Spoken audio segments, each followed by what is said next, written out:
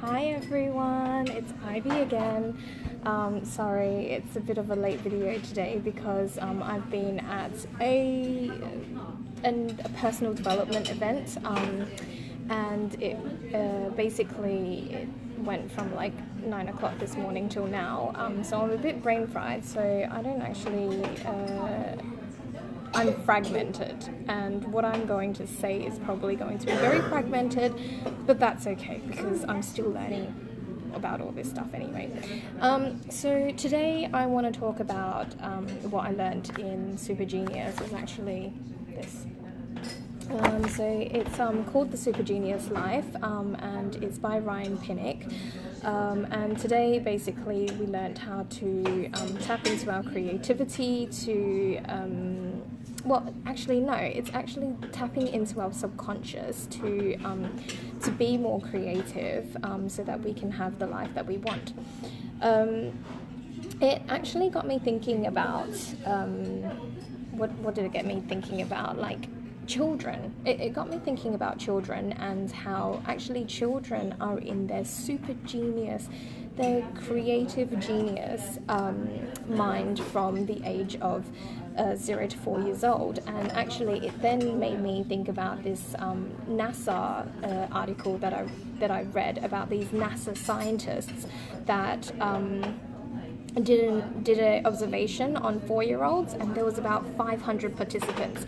Anyway, they recognized, or after doing these experiments, they realized that 98% of these 4-year-olds actually had the creative genius of these NASA scientists. Now, that's huge.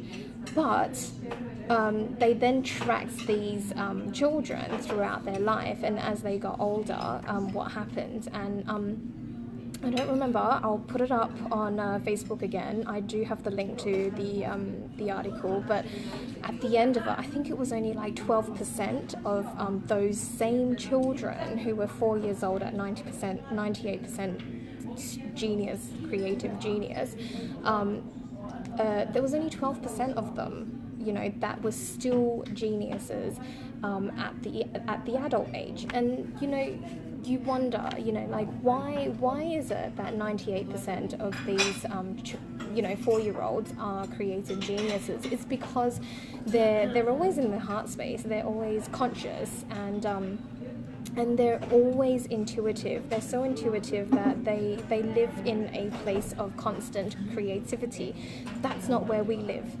But what happens to them as they grow up? You've got all these external factors that play a part in them losing their creativity. What is it? Parental roles play a part. Education plays a part. Their teacher plays a part. The testing plays a part. I mean, honestly, if what are we trying to tell our children right now in the education system? We're trying to tell them that if they don't get 100% in their tests, they're not good enough. But that's not it. I mean, I'm trying to also say that, as parents and as teachers, we should really be super conscious about what we say and how we act in front of the children, and also like how centered we are when we're teaching them. Today we actually did what is it called? So we played a game, and it was an improv. And so basically there was 5 people, and 2 people were acting, and then someone had to say freeze, and then someone else had to come in and change the script of the story. And it was really, really nice, because what you recognize was that your ego, like the thing that we think is our consciousness, is actually needs to know stuff. And when we need to know stuff, we then don't become creative, and that creativity is actually in that little void of unknown. And when you're the person doing the improv and asking someone else to freeze and then tapping into what's the next story, that's the unknown, and that's when you become creative. And actually, you know what, like, life is like that. Like, how many times do we know what's next in life?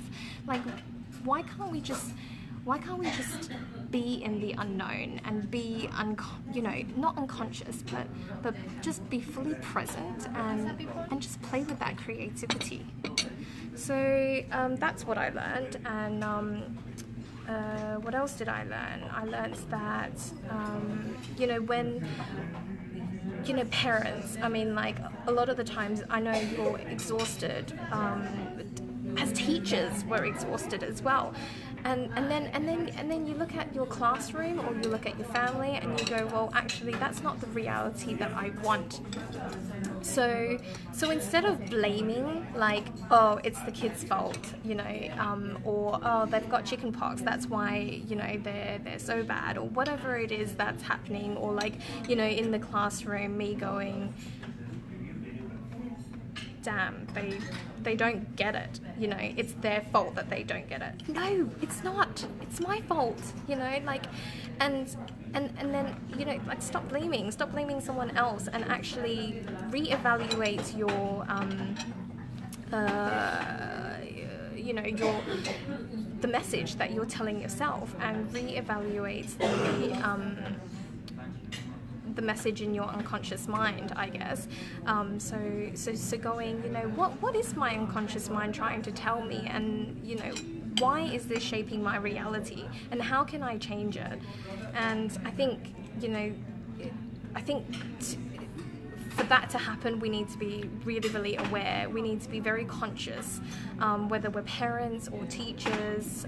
So anyway, that's what I've learned. I'm really sorry if it's like fragmented and all over the place. I hope you understand what I've been talking about today, and if you don't, like, type and let me know. But I want to ask you guys a question, and I want to ask you, have you ever been in that space where you have no idea what you're talking about, you have no idea what you're doing, as parents, as teachers, as a new person in their career, whatever, and how did that feel? Did you have that tension, and how did you sit with that tension and get over it, and then and how did you find that creative space and have fun with what is happening in life, what is happening in your parenting, what is happening in your teaching? So anyway, I'm going to leave you with that. Thank you so much for taking the time to listen to this really quick video, and I'll see you tomorrow. Bye!